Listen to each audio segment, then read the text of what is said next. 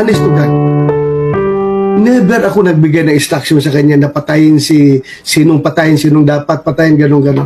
Never ako nagbigay ng instruction. Ano, gusto niyo patayin? Gusto niyo patayin? Patayin niyo. No. Puntahan niyo. Buhusan niyo ng gasolina. Yung bahay, sindihan niyo. Pakita niyo na galit kayo sa kanila. Never ako nagbigay ng instruction, patayin mo ito. Kung sinong nasa listan, patayin mo ito. Meron kang reward. Cross my heart. Alam ng mga pulis lahat yun, Your Honor, Mr. Chair, na patayin, may reward. Kung mamatay yung nasa watch list, may reward system yun ang ibigay.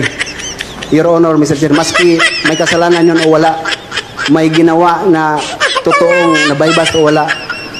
Yung informant po ay makakatanggap ng corresponding reward na ino-offer ng Presidente. Magkano po daw ang ibibigay? 5 million yung drug lord talaga. Yung malalaking drug lord, 5 million ibibigay niya.